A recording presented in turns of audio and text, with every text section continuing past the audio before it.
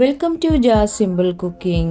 இன்றைக்கி நம்ம கம்பம்புல் வச்சு ஒரு சூப்பரான புட்டிங் ரெசிபி தான் பார்க்க போகிறோம். வாங்க எப்படி செய்கிறதுன்னு பார்க்கலாம்.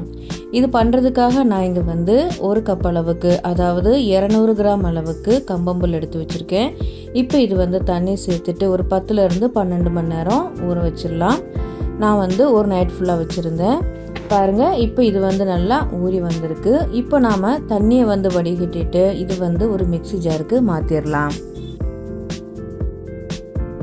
அதுக்கப்புறமா இதில் சேர்க்குறதுக்காக நான் இங்கே 200 கிராம் தேங்காவை நான் சின்ன சின்னதாக கட் பண்ணி வச்சுருக்கேன். இது துருவி சேர்த்திங்கன்னா கரெக்டாக 2 கப் இருக்கும்.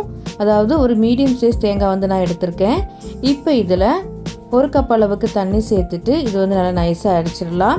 அரைக்கும் போது நான் எக்ஸ்ட்ரா 1 கப் அளவுக்கு தண்ணி சேர்த்துருந்தேன். தண்ணி கொஞ்சம் கொஞ்சமாக சேர்த்து அரைச்சிக்கோங்க. இப்போ இந்த கலவையை நாம் நல்லா அரிச்சு எடுத்துடலாம்.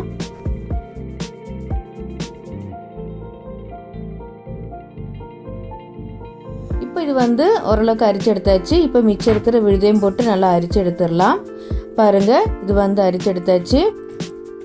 இப்போ இதை நீங்கள் மறுபடியும் மிக்ஸி ஜாருக்கு மாற்றிட்டு 1 கப் அளவுக்கு தண்ணி சேர்த்து அரைச்சிட்டு சேர்த்துக்கலாம். நான் மிக்ஸி ஜாரில் 1 கப் அளவுக்கு தண்ணி சேர்த்து அதை அலசிட்டு இப்போ இதில் சேர்த்துக்கிறேன்.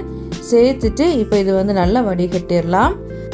பாருங்கள், இப்போ இது ஓரளவுக்கு அரிச்சு எடுத்தாச்சு.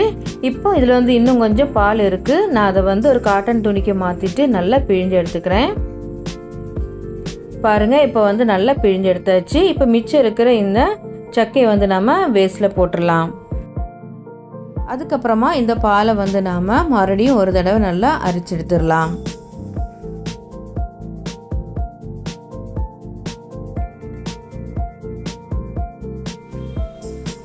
இப்போ இது நல்லா அரிச்சு எடுத்தாச்சு. இப்போ இது சைடில் இருக்கட்டும். அதுக்கப்புறமா இனிப்புக்காக நான் இங்கே 300 கிராம் அளவுக்கு, அதாவது 2 கப் அளவுக்கு வெல்லம் எடுத்திருக்கேன்.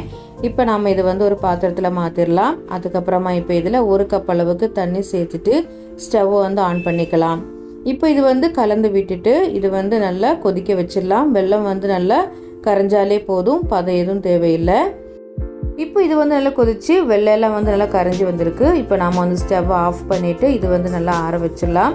அதுக்கப்புறமா நம்ம எடுத்து வச்சுருந்த பால் கலவையை மறுபடியும் நல்லா அரிச்சு சேர்த்துக்கலாம். நாம் புட்டிங் எந்த பாத்திரத்தில் பண்ணுறோமோ அந்த பாத்திரத்தில் இந்த கலவையை அரிச்சு சேர்த்துக்கோங்க. சேர்த்துட்டு நம்ம ஏற்கனவே ரெடி பண்ணி வச்சுருக்கிற வெள்ளைப்பாகையை நல்லா அரிச்சு சேர்த்துக்கோங்க.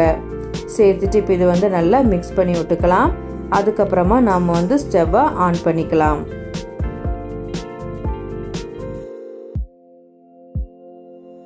இப்போ ஸ்டவ் ஆன் பண்ணியாச்சு. இப்போ இது கைவிடாமல் நல்லா கலந்து விட்டுக்கோங்க. ஃப்ளேமை மீடியம் டு ஹை வச்சு இது நல்லா கலந்து விட்டுக்கோங்க. இது நல்லா கொதித்து நல்லா கெட்டியாகி வரணும். அது வரைக்கும் நாம் இது நல்லா கலந்து விட்டுக்கிட்டே இருக்கணும். பாருங்கள், இப்போ இது நல்லா கெட்டியாகி வந்திருக்கு. இப்போ ஃப்ளேமை மீடியமில் வச்சுட்டு இப்போ நாம் இதில் ஏலக்காய் தூள் சேர்த்துக்கலாம். நான் இங்கே 4 ஏலக்காய் அதோட விதைகளை லைட்டாக இடித்து சேர்த்துருக்கேன். அதுக்கப்புறமா 2 சிட்டி அளவுக்கு உப்பு சேர்த்துக்கோங்க. கூடவே 2 டேபிள் ஸ்பூன் அளவுக்கு நெய் சேர்த்துக்கலாம். நெய் ஆப்ஷனல் தான், சேர்க்கலனாலும் பரவாயில்ல. சேர்த்துட்டு இது மறுபடியும் ஒரு 3லேருந்து 4 நிமிஷம் நல்லா கலந்து விட்டுக்கிட்டே இருங்க. பாருங்கள், இப்போ இது மறுபடியும் கொஞ்சம் கெட்டியாக வந்திருக்கு. இந்த டைமில் மறுபடியும் ஒரு 2 டேபிள் ஸ்பூன் அளவுக்கு நெய் சேர்த்துக்கலாம். சேர்த்துட்டு நல்லா மிக்ஸ் பண்ணி விட்டுக்கோங்க. நெய் இந்த கலவையில் நல்லா மிக்ஸ் ஆகி வந்ததும் நாம் ஸ்டவ்வை ஆஃப் பண்ணிடலாம். பாருங்கள், நம்ம சேர்த்த நெய்யெல்லாம் இந்த புட்டிங்கில் நல்லா மிக்ஸ் ஆகிட்டு இப்போ நம்ம ஸ்டவ்வை ஆஃப் பண்ணிவிட்டு நாம் இதை ஒரு நெய் தடவின பாத்திரத்தில் ஊற்றிக்கலாம்.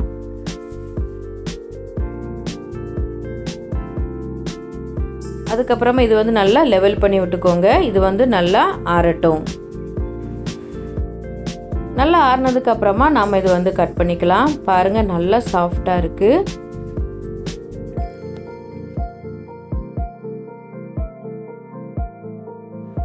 அவ்வளோதான், நம்ம கம்பம்புல் வச்சு ரொம்ப சூப்பரான புட்டிங் ரெடி ஆயிடுச்சு.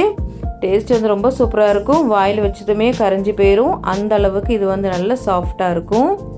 இது குழந்தைங்களுக்கு ரொம்ப பிடிக்கும். ரொம்ப ஹெல்த்தியான ரெசிபி.